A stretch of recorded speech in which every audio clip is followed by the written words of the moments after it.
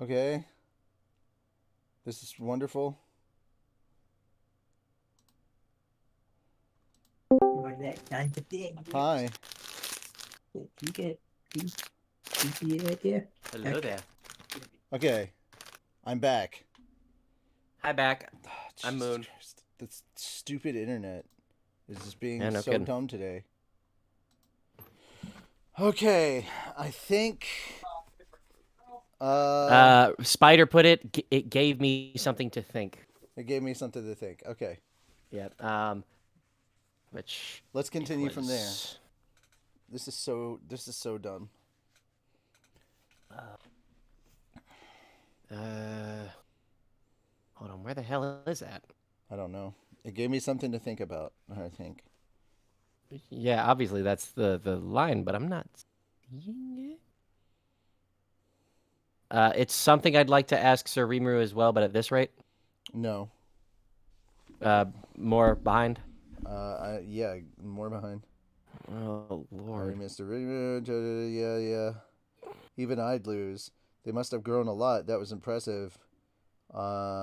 Especially in Yeah, such a it gave short me time. something to think about Yeah. as Good. a resolved-looking Klaus turned towards us. Okay. Yeah. All right. It gave me something to think about as a resolved-looking Klaus turned toward us. Sir Yuki, I have a request. What's that?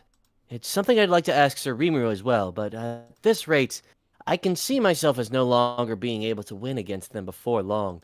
It's an advantage that goes beyond any technical skill they have, but letting them slide by with just this much work wouldn't be good for them. I think they need an adult who can serve as a kind of wall for them. How do you mean? It's simple, Sir Yuki. These children still have the potential to grow.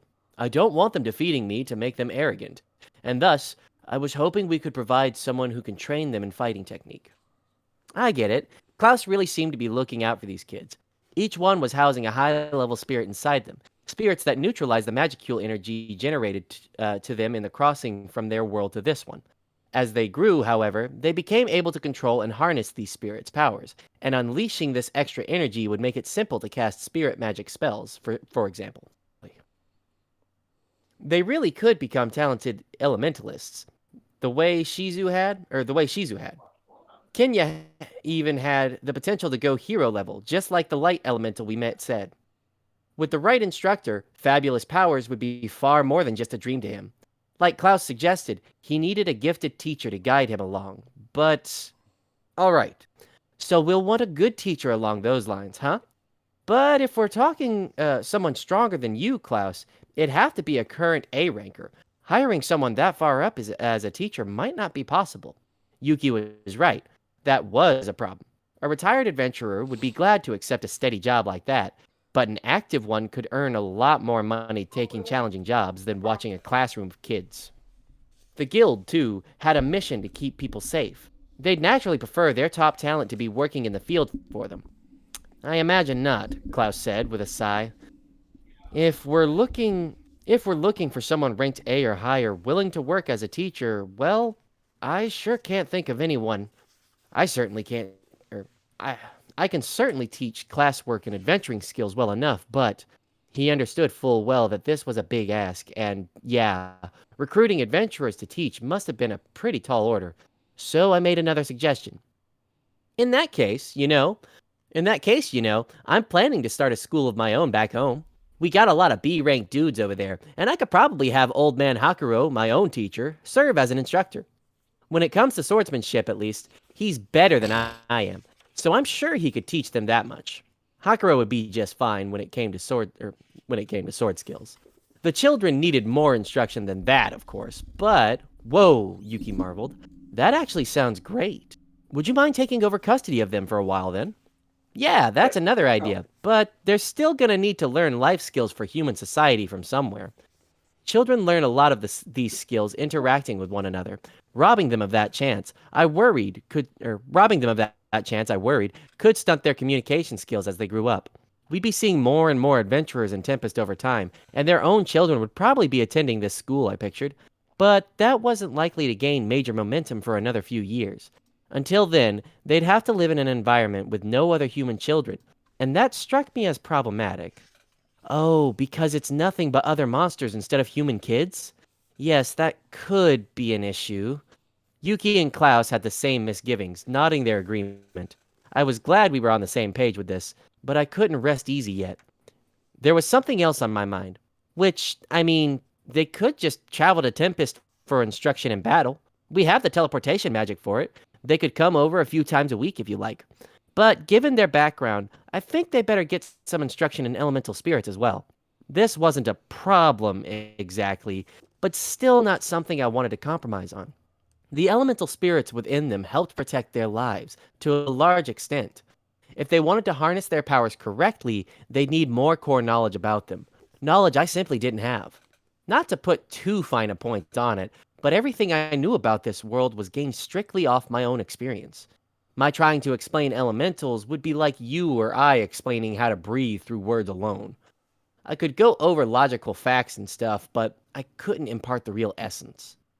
I was reminded of the way Hinata and her paladins fought a fusion of sorts between spirit magic and swordsmanship.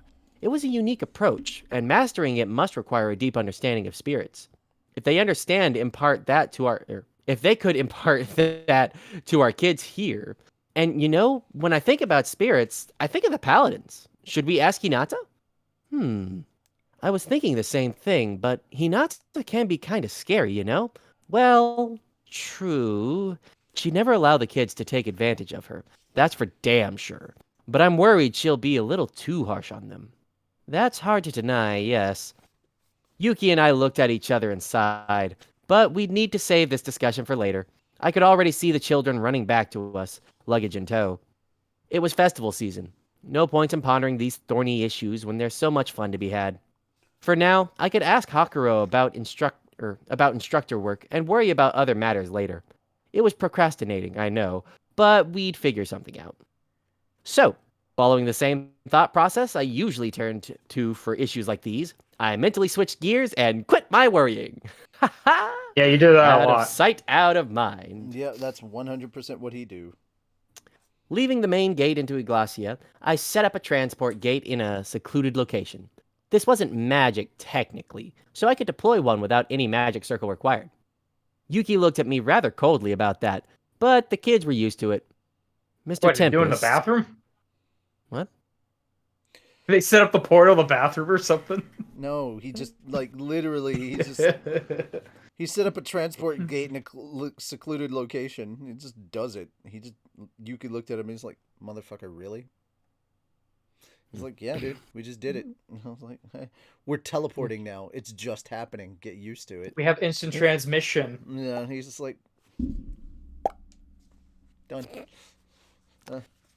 Deal with it. Mr. Tempest, if it's that easy for you to use these gates, then come visit us more often. It was Kenya complaining, and he was absolutely right.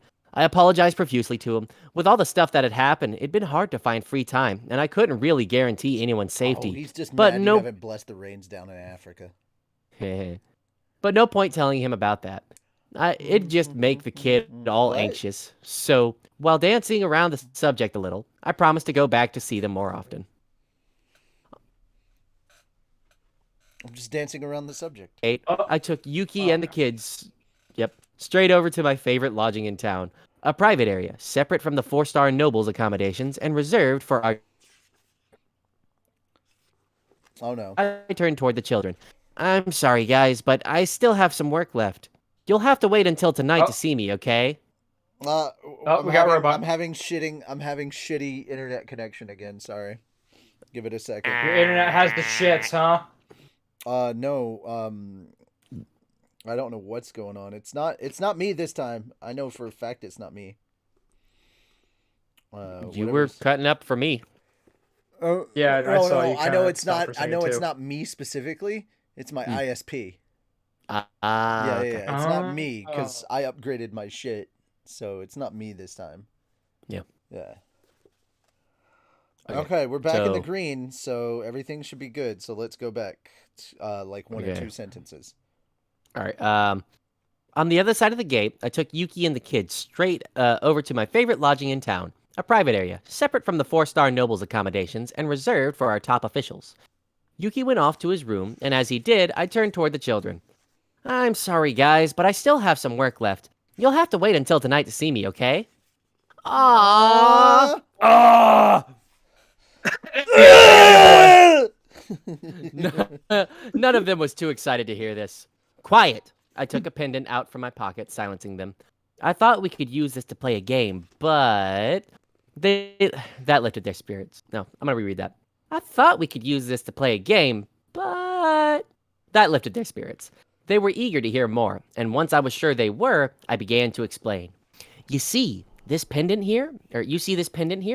It's kind of a free pass ticket to all the booths and stuff in the festival, starting tomorrow. Carry this around, and you can eat and drink all you want in the stalls. It's a free And you're ticket free to all to the boobs. Yay! And you're free to come and He wants Jesus wants a ticket. Wants that pendant. He needs all the boobs. bet your ass I want that pendant. God. Jesus wants a hog. You should have had that sign. That's I what should you needed. have. You should have had the YOLO You 420 didn't? swag. Yeah. You should have had the YOLO for Jesus Jesus wants wants a a hug. Oh, I come just on. walked That would around be the like first this. joke. That would have been so good. I'm doing that next It's year. every 5 minutes. Every 5 minutes you just bro, do what that. we need to get you is one of those backpacks with the speakers in it, the Bluetooth speakers in it, and then get you the glasses and like the blinking lights and shit. You can walk around as Rave Jesus. Dude, I've got a mask. I've got one of those light up masks. No, you don't need the light up mask. You just need the glass. You just need the glasses. We just Aye, Rave Jesus. Rave Jesus, Rave and then like Jesus. every once in a while, like between songs, it just get you plays. some- Jesus wants a hug. We just get you the glow sticks, and you start doing the Fortnite dance. I can kind of do the Fortnite dance. Yeah. You don't have to do it well. You gotta just have to practice do a little bit. Yeah, you got to practice it a little bit. All right, keep going. Where keep was You have a it? year. Carry this around, around. and you can eat and drink. And you can eat and drink all you want in the stalls. And you're free to come and go through any of the event halls you like. But just remember, there's an upper limit of 100 silver coins. Use that up, and it's game over. You'll have to go back to your rooms then, and I'll give you homework as punishment. But if you've been doing your work up to now, I'm sure you'll be smart enough to stretch this out for 3 days. Sound like fun to you? I knew from the start that I couldn't watch these kids all day, so I thought up this tactic for them. That's what you normally did with kids at a fair, right? Give them an allowance and let them run free. I felt bad about not taking them around, but I figured the kids would have more fun alone anyway. And with Soei's agents deployed across town, they'd have no trouble keeping tabs on them. Best babysitters Soei's- ever. Soei's agents. But Soei's This- not here right now. We don't have Poor a Soei. Soei. What are we gonna do? No, That's no, okay. His yeah. agents are fine. No, just because Oh, you don't okay. see him doesn't mean he's not here. Also true. Oh shit! Oh yeah. He's, Oh yeah. He's in that back corner. You can't see him, but he's there. Can't see him, but he's here. I be just hear a careful what knock you on the say. door. That's right, Master Rimuru. But but That's right. no sir. one's in the house right now but me, guys. that you know Actually, of. no, that's why you. That you You know of. people That you hear know of. voices. You. That's. I can't make that bit The work. hills have eyes. All right. Anyway. This way, at least, I could let them loose on the festival without major concern. And really, 100 silver was a crazy generous budget. Maybe. Most of the stalls and attractions didn't even charge you 1 silver. You'd have to make a concerted effort to spend that much in 3 days. I called it a game, but really it was just a premise I'd invented to set them on their way. Major concern. Let's do it. Meet Lieutenant Trouble. Heh. You, Let's you do say it. it's a game. call it a challenge. to see. Can't wait, Hakin. Yeah, I can't. Thank you, Mr. Tempest. I'll buy something for you, Mr. Tempest. That's cute. That is cute. You are my favorite. All right. Continuing on. They were up for it, all bursting with anticipation. I gave them the pendant, returning each of their excited nods. It's always fun, I think, that anticipation before a big event. I also thought about telling them Ramirez was in town, but decided against it. I planned to introduce them after the fest anyway, so no need to hurry things. Besides, all the kids, Kenya and Alice in particular, were already busy planning out the next 3 days of fun. The servants at our lodging would take care of the rest of their needs. Okay, who's whistling? But why though?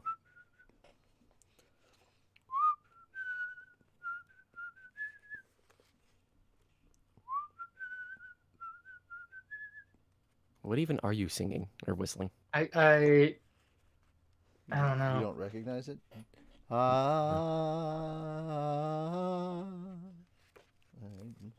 Fine, fuck you. You joking about the Jesus thing? I don't know. No. No. Like, Is Zoe gonna Fucking are Little you signaling Mermaid stuff. Zoe to Oh my kill god, me? are you kidding? It's Okay. Little Mermaid.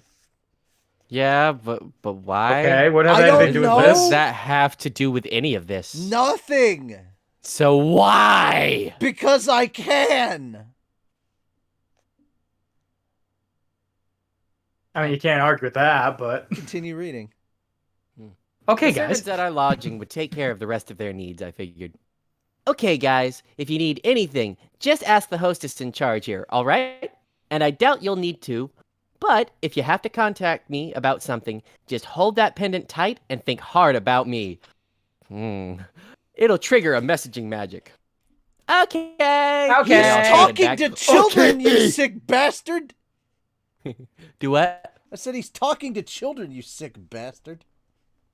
But Think Don't- hard you know- about me, and you're like, God damn it, he's talking to children, you sick bastard.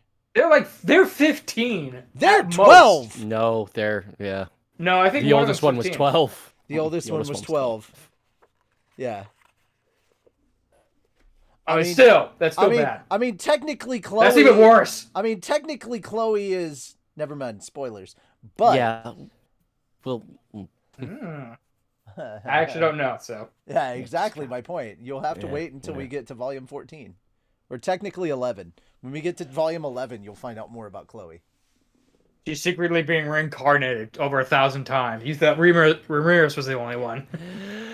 good to No. see them so eager. And with that, figuring I would be in their way beyond this point, I left their room. No. It's Now not I had wrapped up all the necessities. I had a little time before the pre-opening, so I thought I would take a quick break in my room before it began.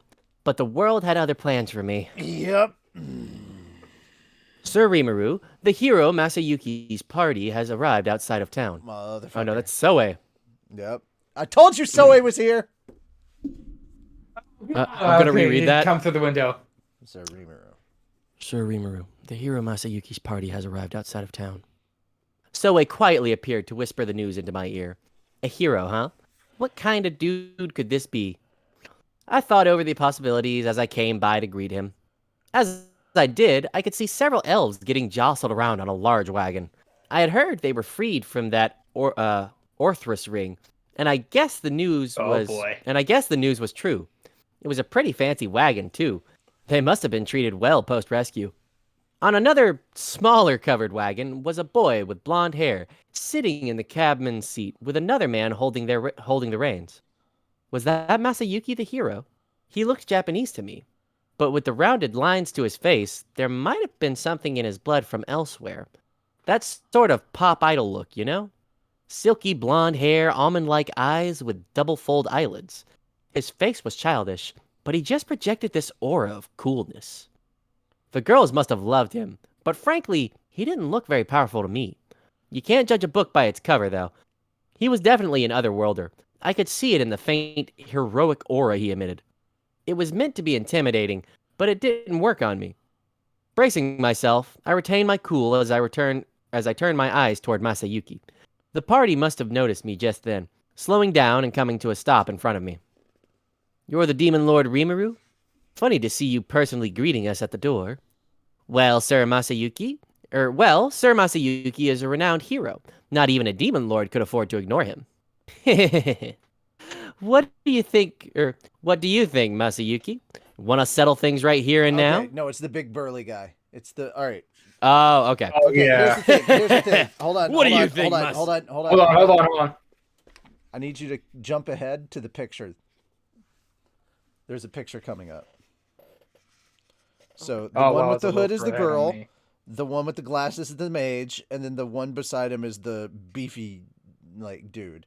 And that's the Okay, guy. so that's the beefy guy talking dude- about from last The beefy week. guy is the one that's usually he's. All right. The one that's frowning is Masayuki. Think about it like this: Masayuki is Nail, and the guy with the mohawk is Guru. Silence, Nail. I'm speaking for you. That's usually the kind of relationship that goes on. Kami here. Goro is Yeah, here. yeah, exactly. He's like, So it's kind of like, Yes, yes. all right. So how about we do this? How What about do you think, we do this? Masayuki? Oh, hold on. Yeah, I'll be Mohawk if you want, if it makes it easier.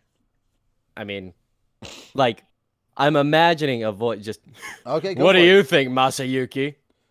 All right, go for it. Hey, Peter. Want to settle things right here and now? Sheesh, that was sure friendly of them. I was glad they'd rescued those elves, but what did I do to deserve getting dissed like that? Well, gotta bottle it up. Anger right now would be ill-advised. I was trying to frame myself as a helpful, harmless demon lord on good terms with Hinata and everything, and no way I could let that effort go to waste. Harsh words from the hero's friends. Well, out of appreciation for you rescuing our countrymen, the elves, you are free to enter and stay in this town. I could even prepare a house for you, if you want, and feel free to stay as long as you like. But just so we're clear, I'm not interested in settling anything right now, alright? There were merchants around us. I decided to take a friendly, humble route. It didn't exactly provide the results It's not a friendly, humble route, Rimuru. You just look like a pussy. Haha, look, the demon lord's afraid of you, Masayuki. The large, semi-nude man who took the reins roared in laughter as he looked down at me. Is this still... I don't know. Hang on. Perhaps you managed. Okay, this might be the It's girl. probably- This might be the girl. Oh. I Yeah. understand you're seeking friendship with us humans, but I'm unsure how much I can trust this. The rumors say that you're the one who schemed to topple the government of Farmus. Perhaps you've managed to trick Hinata the Saint well enough, but don't expect to be so lucky with Masayuki here. Talk about turning a deaf ear. They were hell-bent on making me out to be the villain. They were hell-bent on making me out to be the villain, it looked like. But oddly enough, the hero himself still hadn't said a word. He had tried to, but every time one of his companions would speak up first. To be honest, they were acting more like groupies. This is probably the guy with the glasses. Okay. The evil must be dispelled, if you ask me. Sir Masayuki, defeat this demon lord at once and bring peace to... Guys, I'm telling you, we've already got peace. The nearby merchants were giving me confused looks, no doubt totally lost. If I didn't put my foot down, I felt like there might be repercussions. But I couldn't really stage a fight here. Before I could get too worried, however, someone tossed me a life ring. What are you guys doing?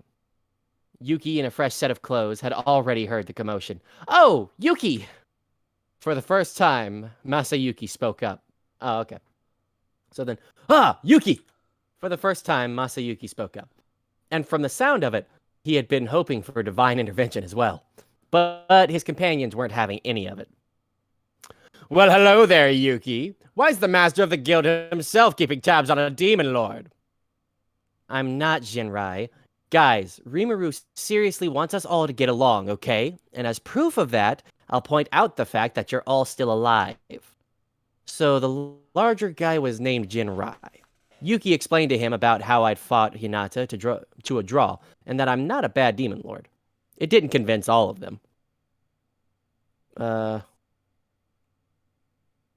What do you mean by that? The way you described it, are you implying that Masayuki is weaker than Hinata the Saint?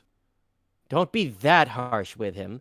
A mere demon lord could never stop Sir Masayuki, and even the guildmaster could never be forgiven for insulting him this way. Masayuki himself was still silent. He sure had some extreme fans. Yeah, Yuki, like Bernie and Jiwoo said, don't treat Masayuki like a fool, all right? I don't know how strong Hinata's supposed to be, but a draw is the best she could do against this guy.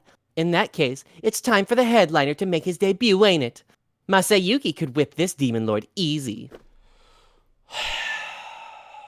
There's two groups now. This motherfucker. Two opposing groups. The thing is, poor Masayuki, his friends are gonna get this motherfucker killed. Mm-hmm. Yeah. Meanwhile, Masayuki's just standing there. Like, Masayuki's just standing there, like, please shut up. Please shut the fuck up. Just stop. I can Guys, already sense. I can stop. already sense this dude will kill me. Please shut the fuck up. Please shut He's the not fuck even. up. He's not the least bit intimidated by me. Like, nothing about this is saying, like, oh my god, Shut the fuck up. All right. I feel like they're gonna have a moment like, so does your crew kind of talk you up to? Like, yes, I mean, it's annoying. To be fair, they are in kind of similar situations. Like if you think about it, his entire crew is basically Shion and Diablo. yeah. Like, so that's so this is your person's. Except that yes, the difference oh my is, God. except that the difference is that Rimuru tells him to shut the fuck up. Matsuyuki can't get a Constantly. word in. Yeah, constantly Rimuru's like, shut the fuck up. And they're like, yes, my lord. I'm like, yeah, yeah, it's kind of The lauded hero looked like he wanted to be somewhere else right now. Maybe he didn't seek conflict with me at all then. Yuki, realizing this himself, stepped up to assuage his friends. Guys, calm down. Like I told you, Rimuru isn't hostile against us. There's no point fighting him. But he's a demon lord, ain't he? He knows when he might... Who knows when he might hatch some nefarious scheme? And with the Western Holy Church sitting on the fence, ain't it about time Masayuki shows everyone just what kind of hero he is? No, I'm telling you. Oh, crap. And stop. Well, I was gonna do the thing where it's like as Jinra, it's like, hush, Masayuki, I'm speaking for you. Okay, well, it is now your turn. Yeah. All right. No, I'm telling you. Okay. Yep. I see. I can understand where this guy Jinrai was coming from. Actually, I was a demon lord, and he didn't trust me. And sure, if you weren't familiar with me yet, maybe you feel the same way as Jinrai did about me. I still didn't know what the so-called hero thought of all this, but at this rate, we never come to terms. So I decided to accept the challenge. But, alright, in that case, I got a suggestion. We're planning to hold a battle tournament at the festival starting tomorrow. If you enter it and emerge as champion, I'll gladly accept your challenge. That, and you'll be able to prove your strength to everyone there. Not a bad offer, right?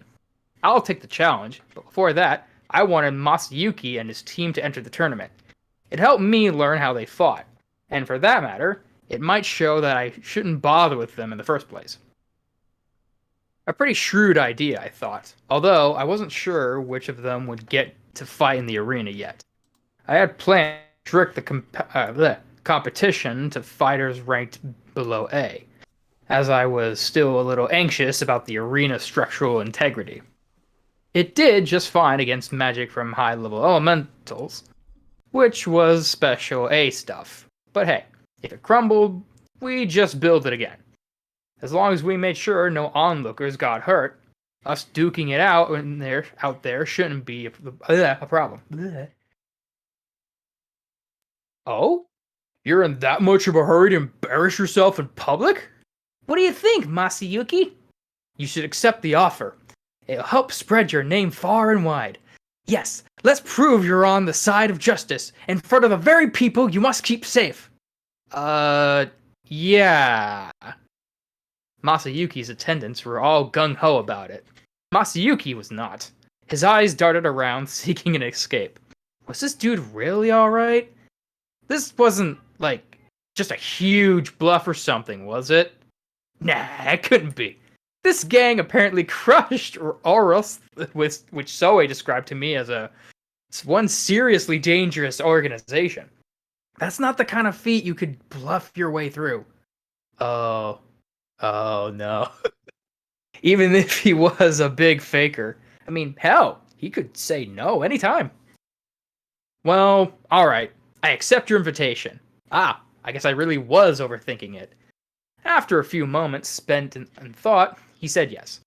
Whoa, you sure about that, Masayuki? A worried Yuki asked. The hero smiled slightly. Oh, I'll figure something out. It ought to be just fine. It always is. That's a lot of confidence, especially considering I'm right in front of him. Very good, I replied. And this being a tournament, there's not going to be any killing, alright?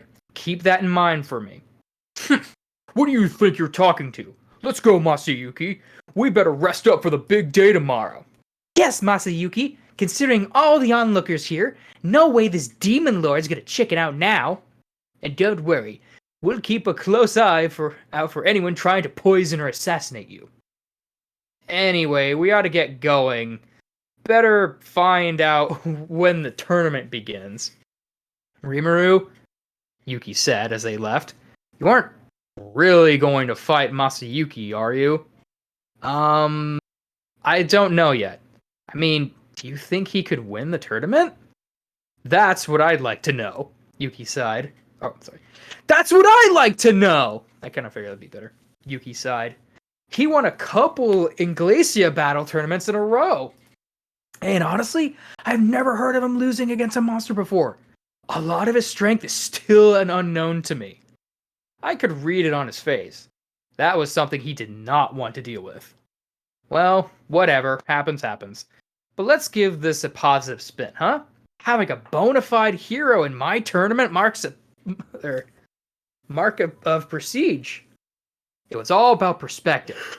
Yes, this was a thorn in my side, but compared to conferring with demon lords or fighting Hinata, it didn't strike me as that depressing. We need to think of some measures later, but I saw no reason to dwell on it any further. Oh, there's the picture. And then evening came, and with it, the ornate reception hall packed with dignitaries from all over. We had tons of nobility in there. They're all dressed to the nines in their flashiest formal gear. There was more men than women, by the look of it, but I guess I had earned the trust of quite a few nobles, because I saw some with their spouses and children. There were even a young doll-looking girl with blonde hair among them, making quite a spread of ages. Tonight's plan called for a pretty loose invitee list. Anyone could come if they liked, and we'd be serving them buffet style, with a variety of food spread out on the tables, and invitees free to pick and choose. Plus, there was something you wouldn't see in any other country. A selection of chamber-decorated Japanese style with Hold on, that word kind of cuts off. Tatami mats, thank you. On the floor. This took up half the room, with invitees obliged to remove their shoes before stepping on it. This wasn't a tradition many guests were used to. So the Tatsumaki section was still sparse. That's the tatami, thank you. Tatami section still sparsely populated, but it wasn't empty. I saw a few people trying the space out, relaxing on new and unfamiliar button floor pillows. King Gaza was one of them, and this wasn't his first time, so he was well used to it. We spoke for a bit. Apparently, he'd gone around the town this afternoon, seeing how it was developing. The sewage treatment facilities, the rails we were constructing, and so on. He spent a while gazing at all the buildings and entertainment we had built, much of it based on my own whims. What will you be doing with those rails, if I may ask? Well, on that topic, I actually had some things to discuss with you. I'm thinking of developing these new vehicles called trains, and I'd really like you to join in. Oh? Maybe if my beloved sparring partner, oh? Well, if it's my beloved sparring partner asking, I'd gladly accept. That was fast. I guess seeing those rails convinced him it was worth signing off on. For. If anything, I bet he would have insisted on joining, even if he told him he couldn't. No need for that, though. Excuse me. I heard someone said... excuse me. I heard someone said as he sat nearby. This was Yom, another familiar face. And he just whooped himself down right in front of King Gazel. Yom would plop himself down right next to Gazel and Rimuru. Yeah. Yom would. Yeah. Yom would. Just hey guys. Excuse me, guys. How's it going? Hey guys. Hey guys. Okay. Hey guys, what's going on over here? Hey you guys. Just walk up like sloth. Hey, you guys. I just imagine he's like this big fat man, just literally, hey, what's going on? No, dude, no. Oh, do you not know who Yom is? I know he's not fat, but... Have you seen Slime? Do you not know who Yom is? I'm forgetting the face, honestly. Oh, man. It's been a bit. He's the quote I'd have unquote to rewatch person. it. He's the okay, yeah.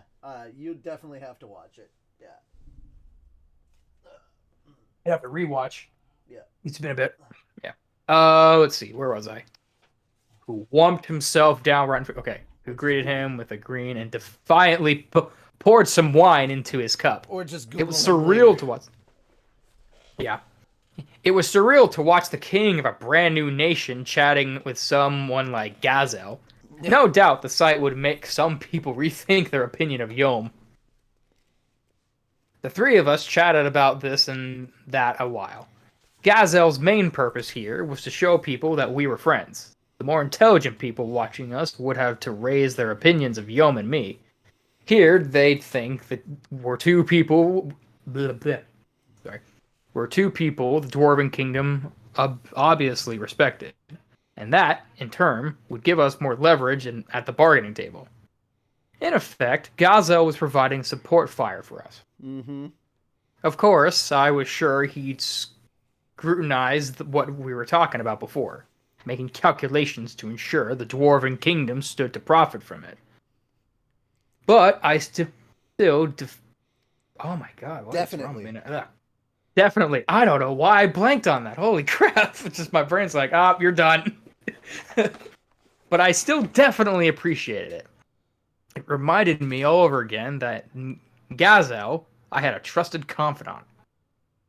Some of the attendants had a chance of trying out our large public...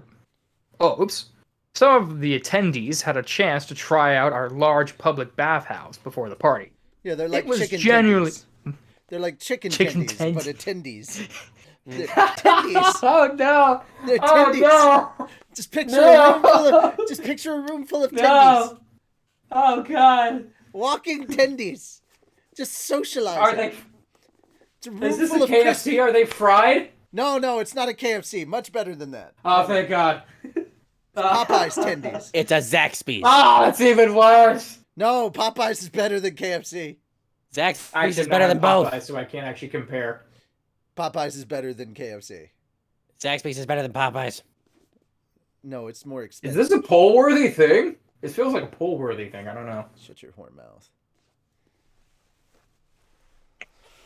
I actually had KFC recently for the first time in a while. All right. Here's the thing. Here's one thing I'm super upset by. This is the one thing. Popeyes? I'll Or get KFC, mad sorry. about this. I'll get mad about this. I'll blame Edgar for this. All right. Yeah. We didn't go to a Red Lobster and have those cheddar biscuits. No, but That we I've had heard so Fogo much de about? Chao.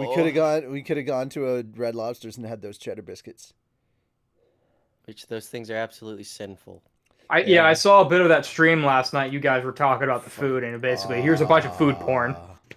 It was so goddamn good. No. All right, it's not. Here's a bunch of food porn, dude. That steak was orgasm inducing. Like I said, food porn. No, no joke. Yes, These was more than motherfuckers. food porn. These motherfuckers were talking about lubing up the penis with the fat. Like it wasn't a joke. Like that food was so good. Food so good make you want to slap your mama is an actual thing. Yeah. So much for No Nut November. That was in October. It was October. But okay. also if you're talking about No Nut November, bitch, I don't participate in that. I already failed. Come on, man. Who gives a fuck I don't about give No a Nut fuck. Like November? bitch, I love to nut. No. It's non-stop Nut November. I love a healthy nut. Like you see a no nut, I see a challenge. I love a healthy nut, like a pistachio. Or a peanut. Who doesn't like just a simple peanut? Anya, cashews. Anya likes like a simple peanut. Yeah. Anya. Yeah. Trying to keep it PG. Trying to take it back to PG, guys. Yeah. Yeah. That having mean been you can't said, have peanut butter and speaking jelly? of PG stuff, holy shit, that last episode of Gundam, now that I saw it, y'all motherfuckers were right. That was a dark-ass episode. Oh my god. Yep, that new episode of Gundam. God damn. Also, I love watching you motherfuckers react to Bleach that haven't read the manga, that are now watching the 1,000-Year Blood War and you guys, there's a post-credit scene in this week's episode of Bleach that came out today, and everybody watched that post-credit scene. They were like, oh shit, and then they got to that post-credit scene and they were like, oh shit. Oh no. Oh yeah, because they were like, oh, my boy's about to do a thing. They were getting so hype, and then they get to it, and they're like, they didn't do my boy like that. They didn't just do my boy like that, and they were like, they did your boy like that. Oh no. Your boy just became your bitch. Yeah, he's gonna do the thing. And it's like the thing is stopped. Like, oh, he did. no. Here's the beautiful thing. I don't know. Here's the beautiful thing. For those of you that understand Bleach, you understand that Zaraki Kenpachi doesn't have a thing to do. He has one specific ability, and it's just, I'm powerful and I slice stuff. That's it. He doesn't have a thing. Everybody else has a thing. Zaraki doesn't have a thing. Funny enough, because he doesn't have a thing, he was fucking people up. He showed up and just threw 3 Quincy down. It was just like, I fucked these bitches up. And I was like, yeah, did more than everybody else. And then he was like, I'm going to take on your boss. And then next scene you see, he's got the shit beat out of him. He's being held by the throat. And it's like, this motherfucker didn't stand a chance. Like, God damn. Y'all don't even understand. This motherfucker had no chance. No chance. Oh boy. But y'all don't even know what's coming. Y'all don't know what's coming. I've been debating watching Bleach. Like, I'd have to start from scratch. The actual show. but- Ooh. Okay, here's the Yeah, thing. I'd have to start from scratch No, if I'd watch it. No, you really don't. Nah, yeah. Kick-ass opening themes, though. The music for Bleach is so goddamn good. Here's the thing. The problem with Bleach is that Bleach came out in an era with One Piece and Naruto in which they just I had to do the same thing with them. in which they just did. They didn't take breaks.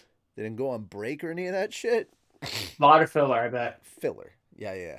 So what you need to do is you have to go on. Is some of it good? You have to no. Oh, So okay. you have to go onto the websites unfortunate. where they tell you what filler you need to, like, what parts are filler and where to skip. Because there's a bunch of filler that you just need to skip. Now, there's sexy filler, there's sexy time filler, but that doesn't mean it's good.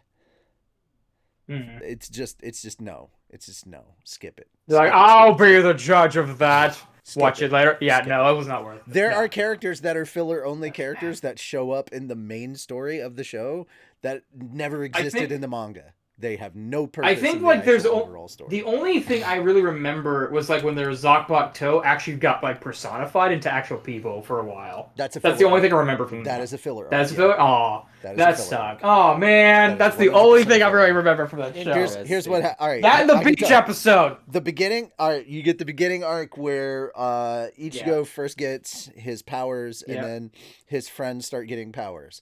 That. Then Uh-oh. 2 people show up and they take Rukia and leave Ichigo for dead. All right. Then Ichigo works with Urahara to get his to actually get his own powers.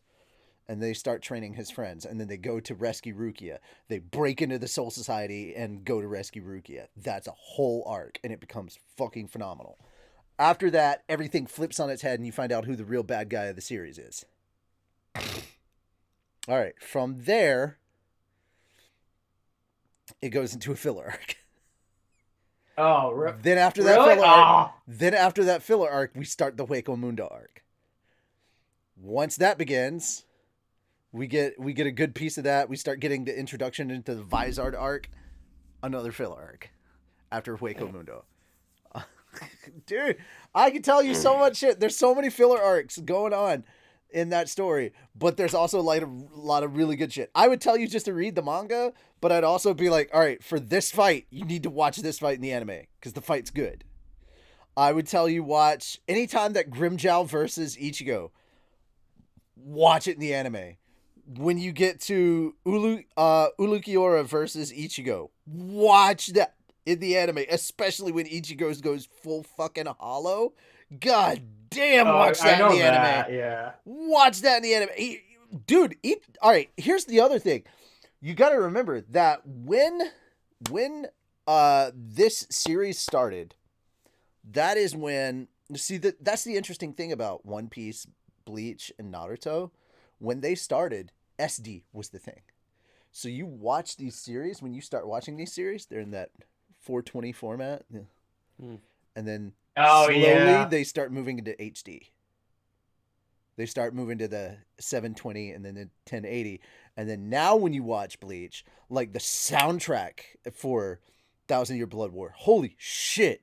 The soundtrack Oh got yeah, a I'm seeing some of the facelift. animation for One Piece now. Like the latest episode was like, The soundtrack got a facelift for Bleach. The animation is ungodly for it. Here's how they're doing it too with Thousand Year Blood War.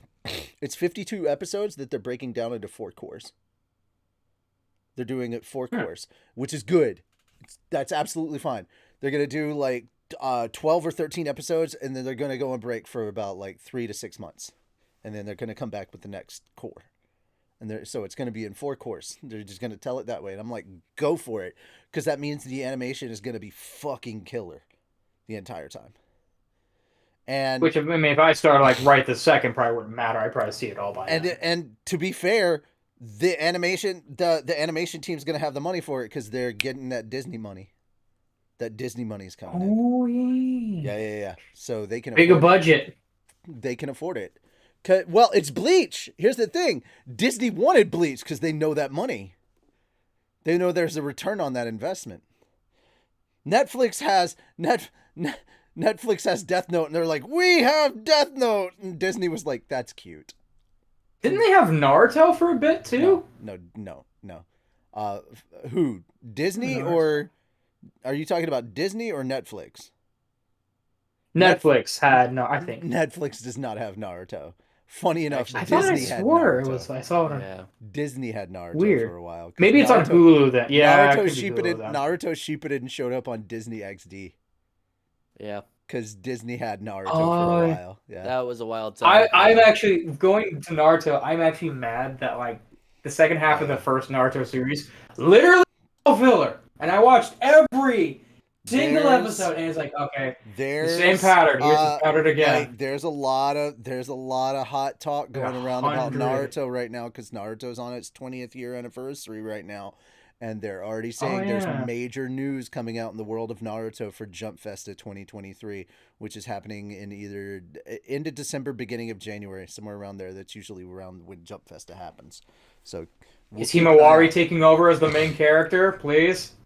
I think everyone agrees she's more interesting than Baruto. I think as far as Boruto, I don't necessarily know what's going on with that. I think it might be that they're actually doing a time skip and they're actually going to finally jump ahead to actually having the time skip of the two Karma uses finally fighting each other. Are we having a Baruto Shippuden? Is that what's happening now? Is this going to be Baruto Shippuden? I don't know. Oh no. I don't know what's going on in the manga, and I don't know what's going on in the anime.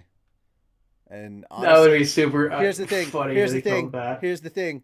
Here's the thing. I don't think they're going to change anything really, because it's making them money in Japan, and that's all they care about.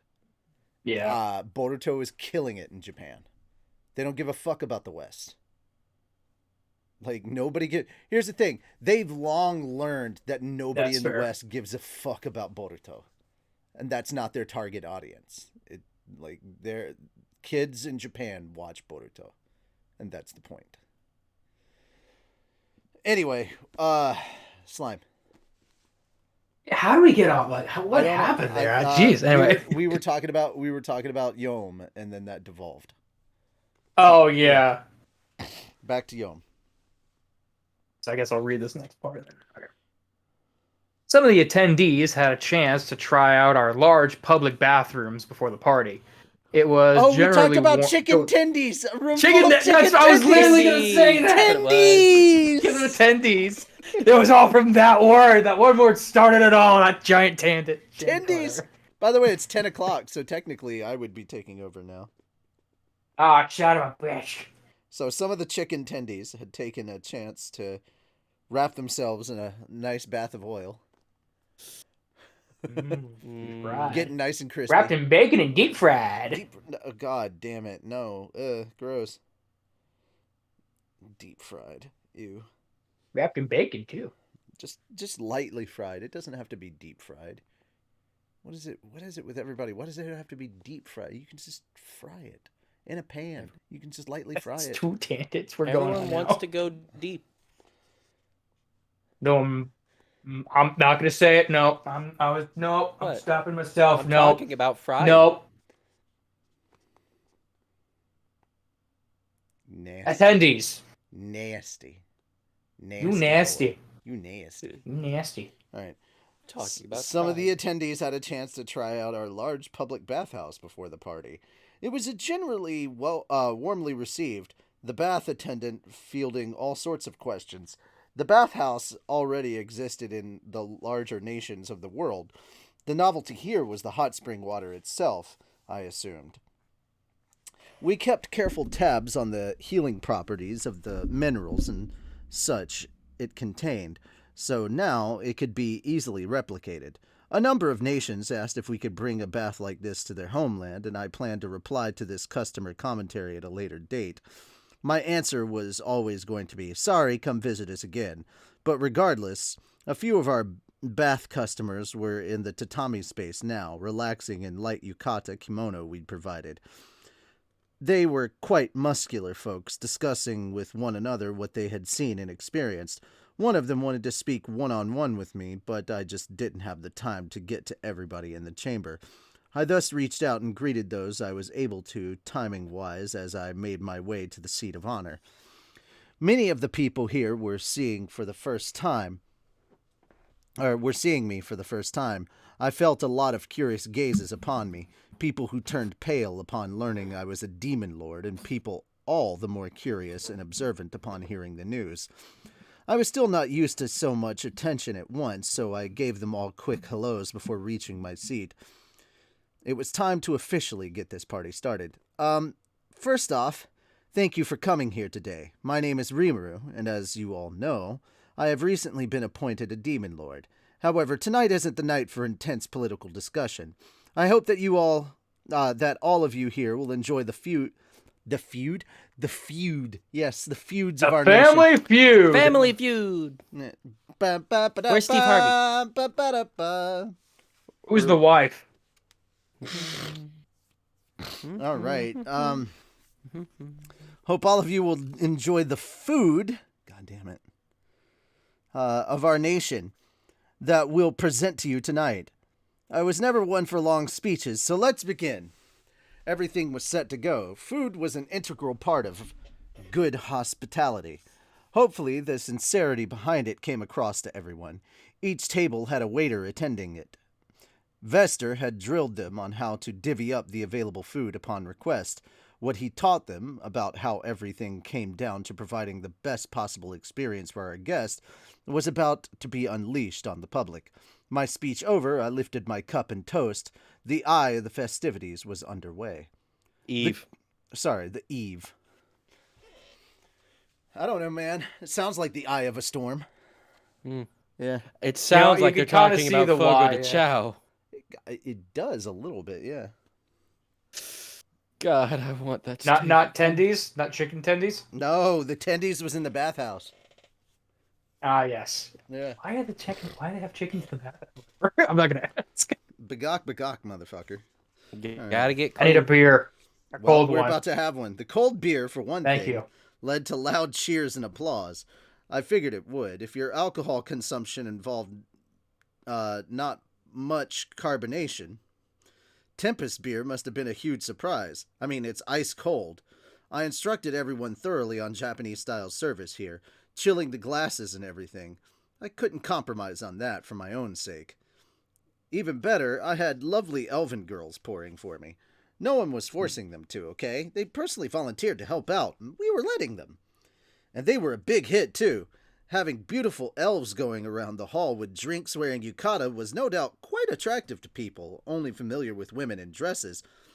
And the way they greeted you, with a polite seated bow on the tatami mats, 3 fingers of each hand on the floor, had kind of a universal attraction among men, no matter where they came from.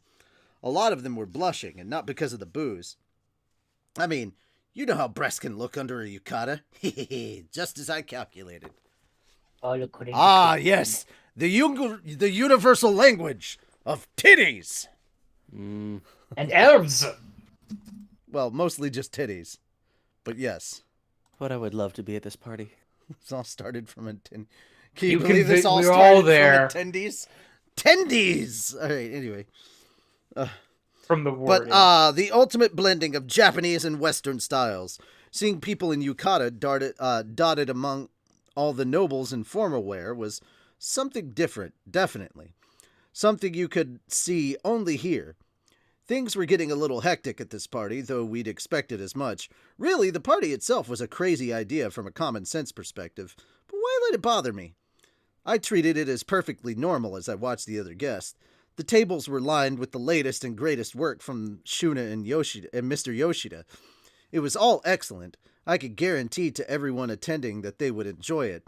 You had smoked chiducken and vegetable sandwiches, cow deer steak, sautéed veggies with red bean paste, karage fried chicken, and roast beef salad. For palate cleansers, we offered assorted fruit sorbets, and there were even a few dishes from the Walpurgis I attended, like black tiger stew and grilled sage rooster. Tracking down those monsters wasn't easy, but with the leads I had beforehand, we managed to procure them over the course of 3 days. This food, made with the finest and rarest of ingredients our nation had to offer, seemed to fully satisfy the palates of our noble attendees, all of whom were dyed-in-the-wool gourmets, no doubt. And that wasn't all. A large fish was brought into a corner of the hall, on the border between the Western and Japanese sections. Yes, the tendies time. I'm really hungry. It's time to All attendees the to food the talk. tendies. All right, they're about to make some sushi. That's what's about to happen. Also, the black tiger stew is just a puma. It feels like it'd just be a puma. I don't know. Puma. What the hell is a puma? I knew her. It's like a big cat. Look. You're making that Stop up. making up made up. Like a Stop. walrus. Didn't I just Okay, tell you to Hercule, quit making calm up down. animals? Listen, I'm calling it a warthog because these hooks on the front look See these like two toe tusks. husks? They look like tusks. And what kind of an animal has tusks? A walrus. Didn't I now I just tell have you to to quit making up rewatch animals? The entirety of Red versus Blue again. And then he has the minigun, like, gonna execute you, so this is how I die. All right, so this is all right. The monster was called a And that spear. was... Oh. The monster was called a spear tuna, bearing a solid-looking exoskeleton and a sharp spear-like head. Even without its horns, it was over 13 feet in length and looked viciously mean from nose to rear fin. Why did we bring in such a behemoth? Because despite its appearance, this fish had the nicest, most well-rounded taste to it. The armor-like exoskeleton hid lean red meat, similar to tuna. I happened to catch one during a fishing competition with Gopta, and all I can say is, good thing I bothered to run analyze and assess on it before tossing it back. It told me that the fish was both non-poisonous and packed with nutrients. Pour a little of our soy sauce on it, now ready for practical use. Try it out, and, well, it was really good. So he was just gonna throw that behemoth back? Yeah, well, it was good. Really good. The experience drove me to show it off to the crowd at this party. I'd actually caught this guy myself. I had grown pretty adept at moving in the water by now, and it was good experience for me. I'd have someone else handle that next time, of course. But either way, this was a freshly caught spear tuna. Meanwhile, Hakuro cut and trimmed it for me. The first time he used a well-honed long-range knife from Kurobe to dice it up and present it in pieces arranged all lifelike on the table. This time, however, he'd be performing for a crowd, so he took his time, slowly slicing up the body, deftly avoiding the spear tuna's solid exoskeleton. Hakuro's knife ran through it like butter. It was almost artistically beautiful dissection. It was the most artistically beautiful dissection I had ever seen. Even Shuna was surprised at his dexterity. Put a knife in his hand, and he truly had an art for craftsmanship. Or an air of craftsmanship. Shion behind me really wanted to help out with the knife I had gifted her, but I dissuaded her from the idea. The reason First should be mistake obvious. was giving her a knife. Yeah. I couldn't feed inferior goods to a group of world dignitaries. This wasn't something I could joke around with. Shion was my secretary/bodyguard, and I wanted her to stick to that. How did the crowd respond? Well, more than a few were surprised, even scared, of the vicious-looking sea creature when it was first brought in. But as Hakuro's trimming unfolded, looks of joy started creeping over their faces. Then, the head came off the body. Alexa, shut up. Okay. It's out of nowhere. No, she started talking. Bitch got yappy with me. Anyway. Is that your Raphael, effectively? Yeah, exactly. Then the head came off. The body was cut into 4 sections. The dishes slowly filled up with the resulting sashimi filled up with the resulting sashimi pieces. In the center were the fattier cuts of white sashimi. Also, I had a burp in my throat. I wasn't having trouble reading. Okay. Yeah. All right. Pieces. That's where it was. In the center were... Around it. The mere sight of that made me salivate, but the crowd, most of whom who had never seen anything like this before, was a little more nervous. As they continued to watch, Hakuro began to make sushi out of some of the pieces. This feat I wasn't expecting. White rice, cooking sake, vinegar, mirin, and soy sauce. We had all of those now, and they added incalculable depth to our cuisine, as was clearly being demonstrated here. But man, I never thought I'd get to eat real sushi in this world. Apparently, Hakuro's grandfather had taught him about it when he was young. But, whew! I sure felt for that guy. I forgot there was this picture. Oh, I'm gonna see it next. Oh yeah, Ooh. that's cute. Cause I think that's the little fox girl that he just named. Or Yeah, that's his daughter. That's his Momiji, daughter. His daughter. Yeah. Mm-hmm. And coming to a world like this, all he could think about was sushi. This thing he'd never enjoy again in his lifetime. He must have had so many regrets. Compared to him, I had it damn lucky. Like Hinata told me, well, trying to replicate Japanese cuisine in this world was, to say the least, a challenge. Hakuro's granddad, though, huh? I remember him described as another worlder named Byakuya Araki. Did he live back in, like, the Edo era, maybe? Samurai and shoguns and so on. I doubted he was a sushi chef himself, but when could he have been born?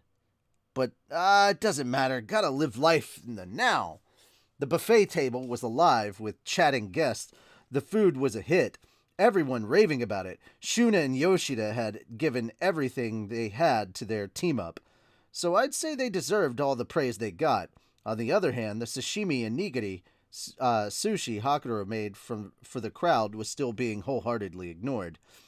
Maybe the terrifying sight of the spear tuna was a little too stomach-churning to whet their appetites. I spotted at least one show-off telling his friend, "Good heavens, that's an A rank," and so on.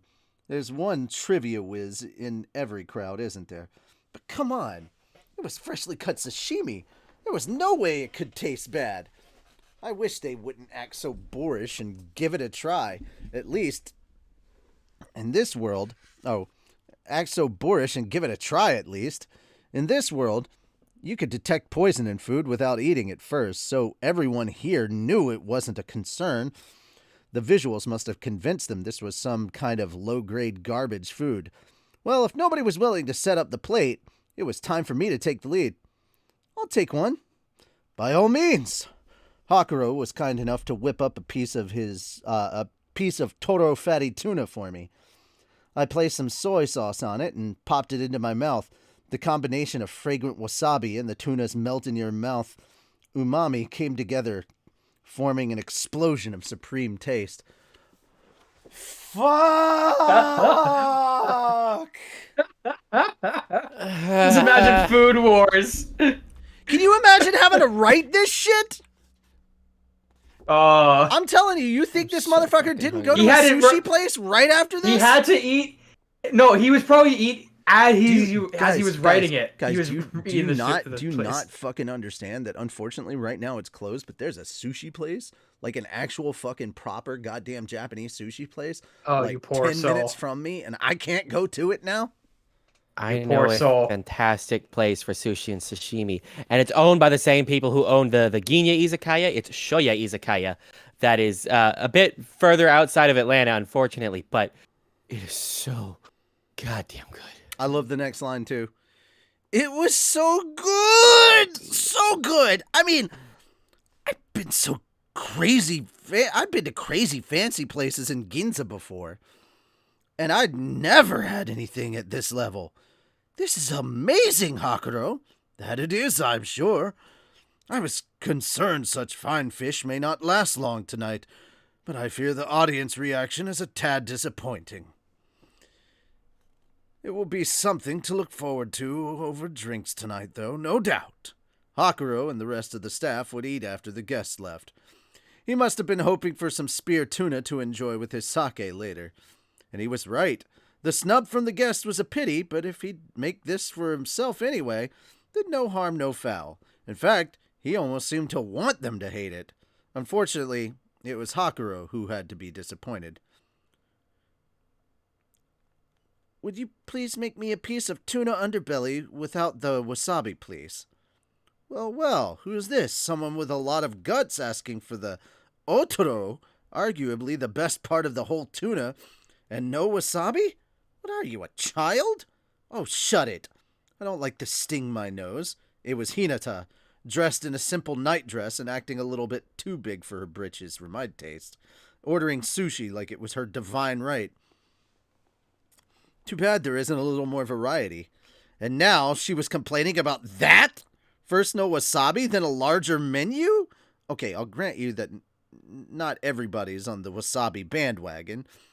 It could be tough if you've never had it before. I asked for no wasabi up until around middle school age myself. But as a grown-up and a real connoisseur, knows how to enjoy the flavor of the wasabi as part of the package. I eat my sushi with wasabi. And I don't do... I have not eaten sushi before. Or two. What? I also don't do rolled sushi. I do fish on top sushi. Yeah, I don't really like proper, rolls. I do proper Japanese sushi. That's typically what I eat. Yeah. Not to say like not to say that rolls are bad or anything. It's just that typically No. I like to do the fish on top sushi. Those I like usually have seared better salmon flavor. and seared steak. Those things are amazing. I like to do, but that's not sushi. Sushi is raw fish, bruh. I gotta tell you, sushi is raw fish. It's sushi. Wasabi is the shit. It's good stuff. Anyway, Wasabi's alright. wasabi's good stuff. It's not bad. Anyway, well, What do you mean, a real connoisseur? yeah. What do you mean a real connoisseur? What's that even matter? If it tastes good, it tastes good. She was chortling at me now, but she was right. God damn it. Why does Hinata have to be so rational about everything? So she picked up the plate from Hakuro, beaming. Slowly, she placed a piece inside her mouth, closing her eyes. This really is excellent. First sashimi and then sushi. Rankles me, but I have to respect you, Rimuru. Sounds like a satisfied customer. She savored the tuna, a look of joy on her face. Right, said Yuki, coming up from behind. I'll have one too. Oh, and with wasabi, because I'm not a kid. Given the jab at Hinata, he must have been observing us for a while. I knew he had sampled quite a bit from the buffet, but he must have still been just as hungry. Taking a plate from Hakuro, he finished off the contents fast, no doubt waiting for this moment. Whoa. It's just melts in your mouth. Man, getting to eat sushi this good over here? It's honestly kind of moving. He was already reaching for the sushi as he spoke, a smile on his face.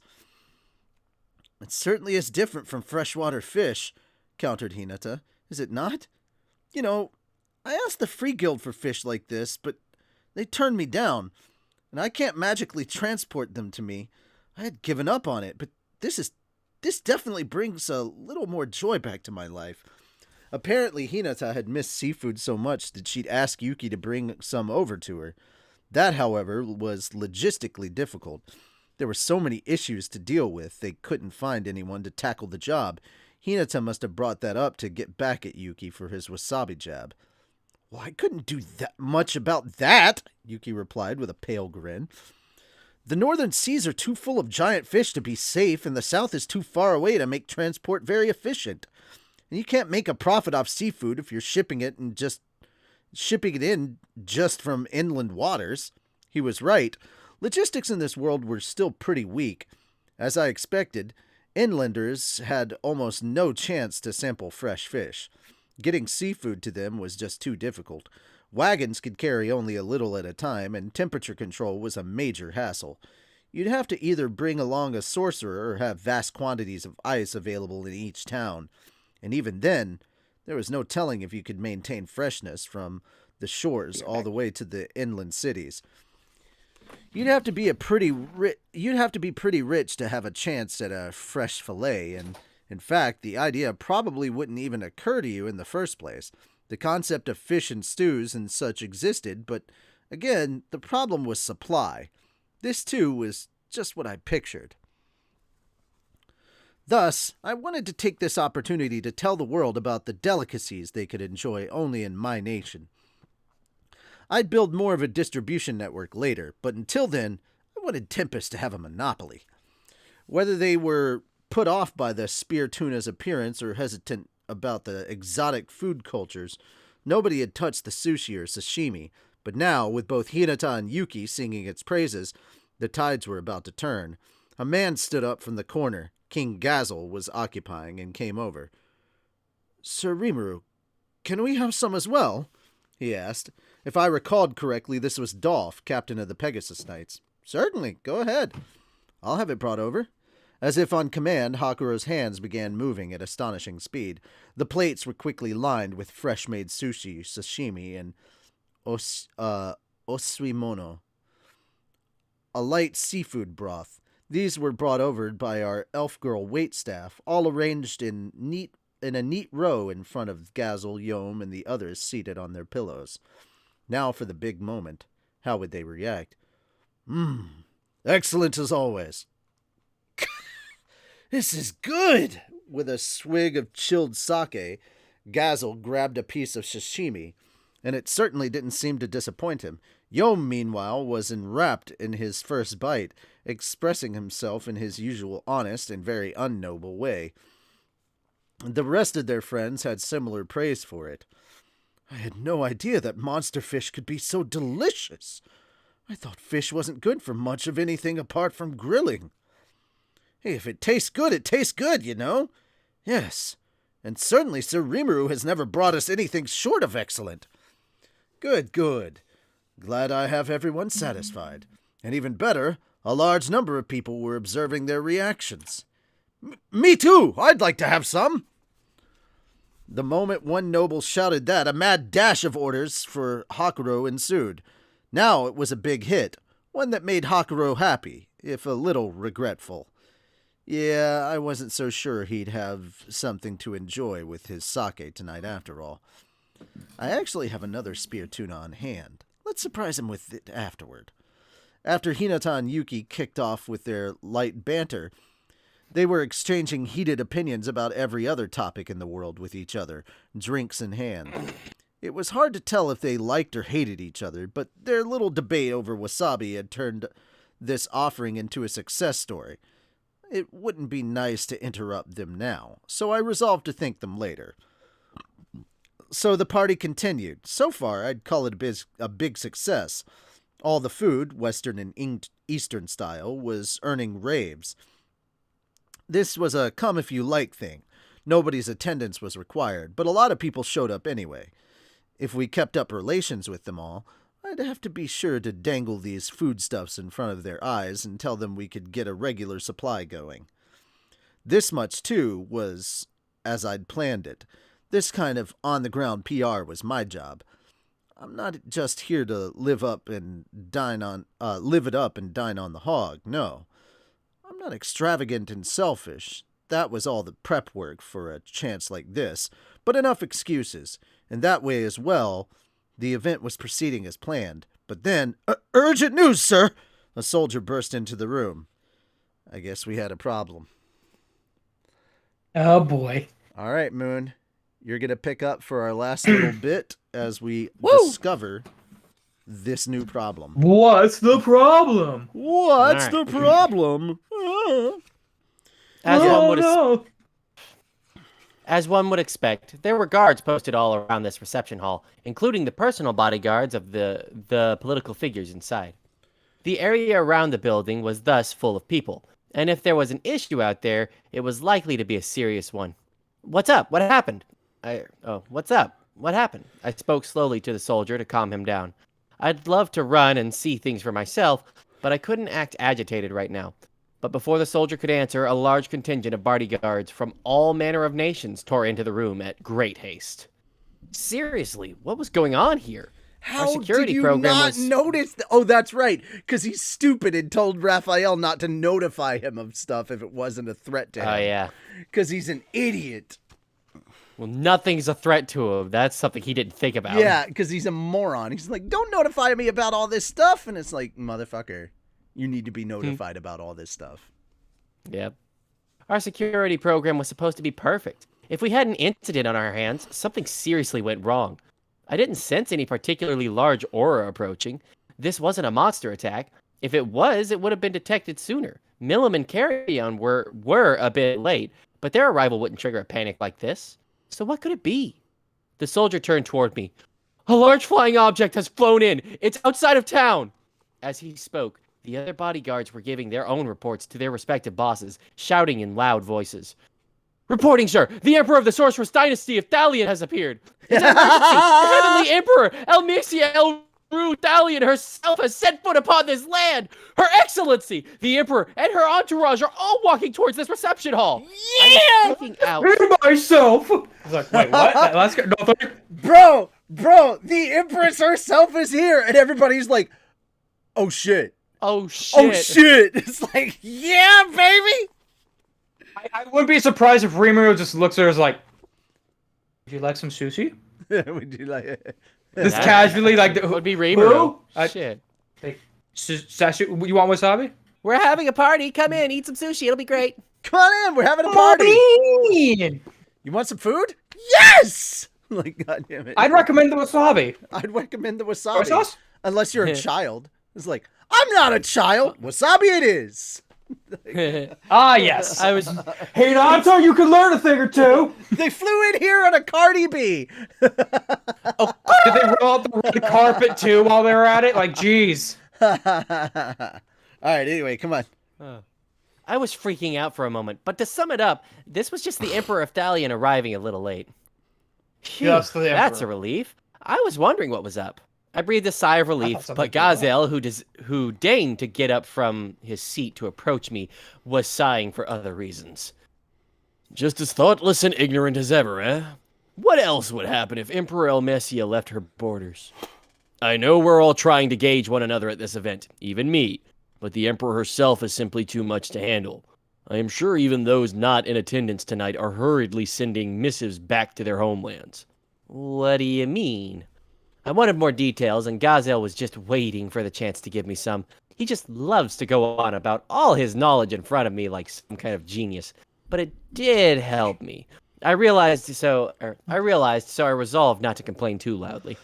As he put it, the Sorceress Dynasty of Thalion was a large country, one as strong as the armed nation of Dwargon, despite being fully independent with no involvement in the Council of the West.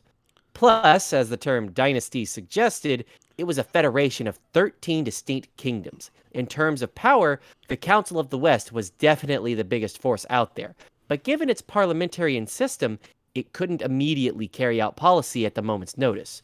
Dwargon, on the other hand, was a monarchy under Gazelle, so while it fell behind in overall power, its statements still held sway with the Western nations. The same was true of Thalion. Elmisia holds immense power in Thalion. She's hailed as a descendant of divinity, and she's the one who declared herself Heavenly Emperor in the first place. I don't know how divine she is exactly, but it's absolutely true that Thalion was founded by a high elf named Elmisia. That woman's been around for longer than Thalion itself. It wasn't even remotely on the same scale. Dorgan's history extended back for 1,000 years. Compared to that, it was said Thalion could trace its roots back over 2 millennia. Yeah. Do you see what I mean now, Rimuru? Even I have to be respectful to Elmisia. And imagine if you were a human with your short lifespan. Why, you would never have a chance to meet her in your life, even if you wanted to. Given Gazel's obvious distaste for her, Elmisia must have been one tough cookie to deal with. I meant to invite only Archduke Geralt, I think, but I guess we'd landed someone even bigger. It's the food. Yeah, you know, I the guess food. it's important to write a name down on your invitations, isn't it? I don't think that's the problem, a peeved-looking Gazel replied. But she was here, and I had nothing to counter him with. We'd just have to give her the best service we possibly could. As we spoke, a commotion erupted near the entrance. Looks like she's arrived. Stay on your guard, Rimuru. Think of her as the slyest old fox you'll ever see. If that's how Gazel put it, I suppose I'd have to resign myself to some serious competition. I gave him a powerful nod, showing him I was ready to accept this. It's really The hall funny. was in a... It's really funny because that's how Gazel views her, because that's how she treats Gazel. That doesn't necessarily mean that's how she's going to treat Rimuru. And keep in mind, the funniest thing is, Rimuru's ideas and how he wants to make inroads with all these other countries, the funniest thing is, Rimuru's going to put every fucking foreign leader on their back foot. They're going to be on their toes because he's like, hey, I want to do this thing and this thing and this thing and this thing. Do you want to help? Do you want to join? And they're like, wait, what? Fuck, we have to sign on now or we'll be left behind. It's like, we have to. And it's like, bro. I want to build a train. What the fuck is a train? Ah, shit. Yes, we'll do it. I want to build, no. I want to build a magic train. The fuck is a magic train? I want to build this thing called television. It's so funny. He's like, you have to beware of this Come and sly take old my fox. money. You guys have beware radios of here? this sly old What is fox. on the radio? And then Rimuru is just like, dance, my puppets, dance. And the funniest thing He's is, a true to be fair, Rimuru's doing it on accident. To be fair, Rimuru's doing this all on accidents. The one that's probably doing it on purpose is Raphael. Dance, my puppets, dance. Dance, monkey, dance. Well, but I'm a slime. Here's the thing. The best lies are the ones you convince yourselves are actually true. Right. All right. Let's continue on. We're getting there. The hall was in a furor, as I suppose it would be. Here, after all, was an emperor of a vastly powerful nation, one who apparently hadn't even made a public appearance in decades. Most everyone in the room would normally never get a chance to see her their whole lives. Elmisia Elru Thalion, the leader who declared herself Heavenly Emperor, solemnly strode inside. Everyone there no doubt thought of her as the personification of beauty. They all watched her silently captured by her presence. Even me, I think, especially since externally, she looked like such a beautiful young girl. Her skin was like fresh snowfall, her hair a shiny silver, her ears were long and pointed at the ends, her penetrating eyes the color of jade. She was female, judging by what Gazel said, no denying that. Are high elves purebred from the fairy races, then? If not, then they must be closely related. Fairies came in all sorts of types, I suppose, but some were descended from the high-ranking spirit classes, and maybe this Elmisia was an example of that, a menace from ancient times. No wonder Gazel was wary of her. And we had to watch out for her entourage as well. Each guard practically oozed power. They were dressed in ceremonial gear, but even that stuff was all magically charged. All legend class, I'm sure. It was strength on the level of Hinata's sword, Moonlight. Me! I'm a sword, guys! And it was coming from their clothing. They had to be at least as strong as Arnaud and the Paladins. Or maybe, judging by the quality of their gear, the Emperor's Guard was even better. It's a big world out there, I thought. Then, waving a hand to keep the guard at bay, the Emperor stood before me. I have accepted your kind invitation, she said in her clear voice. It gladdened me. That voice was enough to make all the invitees. Oh no. Uh-oh. His internet melted. Here melt. Okay. That wasn't okay. That was not me. Okay. That was not me. All right. Haha. All right. Not my internet for Okay. once. That happened once. All right. Anyway, Let's try it again. That voice I have was accepted enough. your kind invitation. Do it? That voice was enough. Oh, okay. That voice was enough to make all the invitees here melt, it looked like. One might confuse it with a charming magic, but it wasn't. Her voice really was just that mesmerizing. It's an honor to meet you as well, I said, returning the favor before her. Then Elmesia's jade-color eyes looked at me. Warning: spiritual interference detected. Blocked. This was likely not an attack, but a natural side effect of her heroic aura.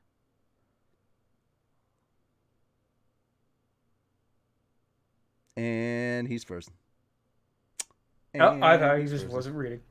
And he's gone. And he's gone. He's gone. And Oh, Fossey, man. and Fossey. This lady's heroic or... Okay. All right. He's Good. back. He's back. Okay. Oh, man. Oh, man. Oh, Oh, man. man. This lady's heroic aura on a level that even beat Gazelle's? That means she was at least as powerful as him and quite likely even more so. Demon Lord level, perhaps? It seemed like a keen idea not to get on her wrong side. This was a peaceful invitation, and I wanted to appeal to her with everything I had so we could build a friendly relationship. Now we have some food prepared for all of us, so I hope you will enjoy the remainder of the evening. Yes, I am most pleased to see so much careful attention paid to these proceedings. I do look forward to the festivities beginning tomorrow, and I hope they Uh-oh. Yeah. prove to be eminently enjoyable. Also, Amesia had a calm... Huh? And Messi had a comment. You're fine. Okay. Elmesia had a calm, composed smile on her face as she spoke. Then she brought her face closer to mine. Doesn't have to be today, she whispered, so only I could hear. But I want you to make some time for me, you know. There's something I want to discuss, frankly. More relaxed environment. She wants the dick! That is not even remotely, but he doesn't even have those. She doesn't know that. He doesn't even have those. This is why we need TV! God damn it. This is Nah, why nah, we Someone need put- porn. give him money. Dende. Yeah. It was a markedly more casual way of speaking, Amestia's true colors showing, I imagined. As someone still getting used to playing the role of a stern, dignified demon lord, it made me feel an affinity for her. All right, I applied. I'll let you know when I work out a time. She nodded, smiling, then returned to her ring of guards. She kept the smile up as people clamored around for a chance at winning favor with her while she headed for the buffet table. And... Yeah, go for it. By the way, I was surprised to see that Harold, the Archduke I did invite, was nowhere to be seen. But then I matched eyes with one of her guards. Whoa, it's him? He looked so imposing that I totally ignored him at first. But I guess he was here. We exchanged glances and nods, but I definitely wanted to give more formal hellos later. And that's where we're going to stop. Oh, okay, that's what. Yep. We will be stopping on page 82. So 95. we've still got 1 week. 83. Okay. We've still got till page 104 of the physical edition to go through. Yeah. And we've still got There's a one lot more. of this still. And here's the funny This is a thing. log as Bro, chapter. we've still got one more. It's basically 104 pages in this chapter, bro. And we've still got one more interruption.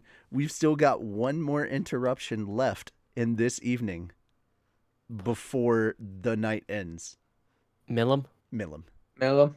Yep. I was gonna say, is Frey gonna show up? Be like, what? It's Okay, it's Millum, Frey, Carrion, and all their entourage, and the bald boy, the bald monk boy, and she's literally gonna be like, motherfucker, this is food. This is how you make food. And he's going to complain about like the whole food setup. It's just going to be like, motherfucker, eat it. Eat it, goddammit. That whole Or thing. just have a whip, just Like he's gonna complain about like the whole setup and everything, and it's gonna piss everyone off until he finally eats it, and then Millam's gonna be like, "See, I fucking told you, you don't have to eat everything goddamn raw." Like, I hate that shit. But wait, hold on. You're telling me that Millam's gonna be the mature one here? Yes. Wow, that's Yeah. It's frozen over. Holy crap! I don't sort know of, how to take that. Sort of, yeah, sort of. I mean, That's in a so way, it's a very childlike maturity, but yeah, it's a form of Yeah, maturity, yeah. That's a word. But here's the thing: as soon as we get done with chapter 1, the festival begins. The festival fucking proper begins. Okay? I thought it actually began with this. Nope, we're still the night. All right, as soon as we get to the next chapter, this is chapter 2 is the Founders Festival. That's where it begins. Once we get done with chapter 1. Also, I want you guys to understand the next picture. All right, y'all are like, "Oh my god, the kids will be fine." Look who their chaperone is. Yay! Yay! Hinata, big sister Hinata is their chaperone. And I'm sure she's all. Oh yeah, like, no, you told us that. She's adorable. She's gonna be adorable with all of them. Then we're gonna get a presentation. We're gonna get a presentation from Gabiru and Vester. They're gonna give a presentation. Oh god! No! Oh yeah, it's gonna knock it. It's gonna knock everyone's socks off. Oh yeah. Big sister Hinata. Like I just imagine Chloe just like pulling on her skirt. Miss Hinata. What's that or whatever? I don't know. Hinata-nestan. Oh yeah, that's also Big sister. By the way, that's also something that's gonna happen soon. Yes, a concert by them too. Yeah, a concert by the two of them. That's gonna happen in the next chapter. Wait, so Hinata and Rimuru? No, that's Shion and Shuna. No. That's Shion and Shuna. Oh, concert. I didn't quite see it, but wow. People are gonna start freaking out once. Okay, all right. So chapter 2 is gonna be like these big. All right, it's gonna be a concert, and then it's gonna be like this science explanation about some stuff. So we're gonna get this conference with Gabiru and Vesta, and that's gonna blow fucking people. That's gonna blow people's minds. They're gonna come confronting Rimuru about this shit. Like immediately, they're gonna be like, "What the fuck is no? What the fuck is this shit? Why didn't you tell us about this shit?" And Rimuru's gonna be like, "Wait, what? Whoa, hold on, what?" What? Like, this was something I needed to tell you. What? There's gonna be like shit is going to change. Like there's like if you think there's a tight knit group of nations working together in Tempest now, like if you think he has tight connections now after the Founders Festival, boy, there's gonna be unbreakable bonds between certain nations. It's gonna get crazy. I feel like it's gonna be like, what? You don't have that? What do you mean you don't have this? It gets great. It gets great. Then we have chapter 3, which chapter 3 is officially called the. Okay, we have an interlude called "The Problem Arises." Chapter 3 is called "The Battle Tournament." That's actually a short chapter. And then it's chapter 4, "The Final Round and the Labyrinth's Grand Opening." I want you to understand something about the final round.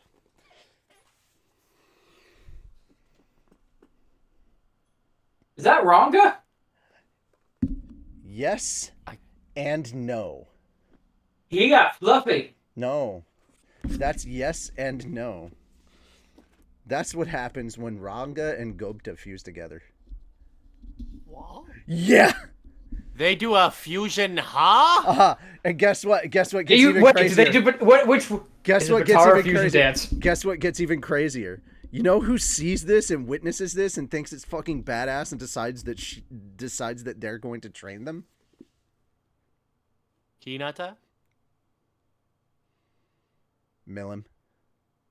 Of course. I was gonna say that. I'm like, no. Gobta is would have badass. to be like. Gobta is I feel like it'd be like, is it gonna be like the elf, the emperor? No. No, no, no. No way. Then we get, I can't say what this one's about, but it's just really, really funny. We get Ramirez and Veldora. They're that's kinda hard reacting see. to. Yeah, you'll see it later. Then we have. Oh, by the way, we have chapter 5, and this is after the festival. The cleanup. Yeah, Molly Mile. Well, there's some shenanigans that are going on behind the scenes during the festival that we're gonna find out and deal with, and then we get the epilogue, Flames of Avarice, and that's all gonna lead into 10. And we know we've already built the foundation. We just actually started. We actually read about what the premise of 10 is going to be about today. When we talked with Yuki and Kagli, that whole thing about the ruins, that's what 10's going to be about. Partially. That's partially what 10's going to be about. Do we have any exercises today? No, it's all paused. Oh, okay. Yeah, I'm not Nice. doing. I didn't do any of the exercises for us. Okay. Yeah, I got something cool I want to show you guys real quick. because I Oh. knew we were going to stay on for so long. Not that much longer than normal. Like 16 Yeah, minutes. but I knew we were going to be reading for a while. You idiot. Hello. Fuck you. That's just You idiot. he I am prepped not that an specifically idiot. for the exercises and Not only that, I have more. there's his I brother. have more. Okay. Since he misses He's exercise- aging rapidly. since he brought this, I guess we could do 40 push-ups. All right. Let's go. All right, let's No, do it. he has to do them specifically. We'll do it. We'll do it. Let's go. Tuesdays Those it is. reverse push-ups that fuck me up too. We will apparently. see you guys next Tuesday for reactions. Yeah. What time? Time you available? I think I probably prefer later in the evening. Two?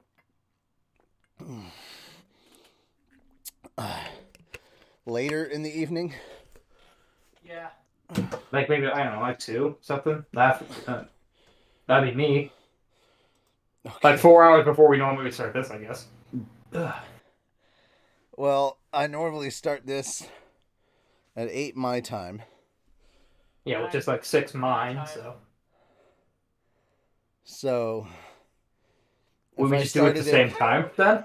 If I started at 6 my time, which is 4 your time, which is Yeah. 7 his time, is that doable? Yeah, I can swing that. Because we can get a lot of that done in just 4 hours. Oh yeah. Oh, man. Yeah, we can do that. I can start at 2 hours early. Yeah. Next week at 6 p.m. I can post that. Yeah. All right. Let's have the bonus stream. Oh, I got Woo! 10 more. Okay. Oh fuck.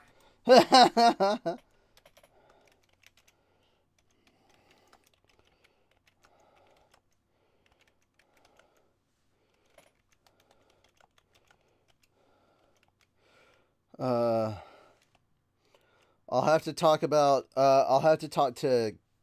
Actually, hey, I'm gonna have to talk to Tony about that to make sure they're not doing an art stream, but it doesn't seem like they are gonna be.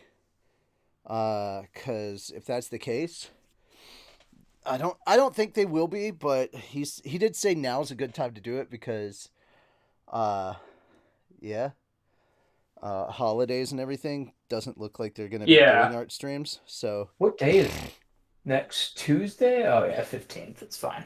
I guess Okay, yeah. this is the most political I'm gonna get on these things.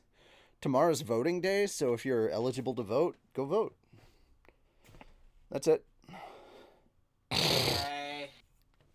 And there's him. Mm-hmm. Yeah, next Where's week is the my- 15th. oh. Yeah. Oh. Yep. Yeah. Yep. Good stuff. I'm not gonna tell you who to vote for. I'm not gonna tell you who to vote for. Vote for who you want. I'll just judge you for it later. Guilty. No, I don't care. Bro, y'all have a Please good one. don't vote for that person who don't end up like him. Don't vote for the person who is like him. Don't. Yeah, this is what happens when you vote for the wrong Or don't vote for the people who are that person. Yeah, if that This is person, this person. yeah, if the person running for office is that person, don't vote for them. God, man. Just vote for who you want. Unless that person's an asshole. I mean, obviously. And I mean, to be fair though, if I tell you don't vote for the asshole, then nobody will be voting. It's a challenge accepted Yeah. Everyone's an asshole. in their own twisted way. All right. Anyway, that having been said, guys, I hope you enjoyed this slime light novel reading. Hope you've had fun. Good night. I did. Good luck. We'll see you guys for Anime Church and Archaeology on Sunday.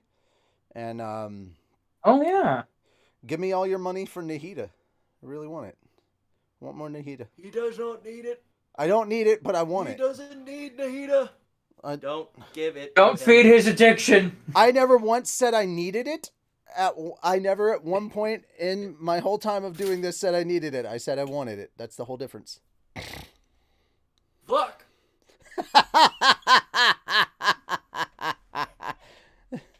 Just sort of fell there, didn't it?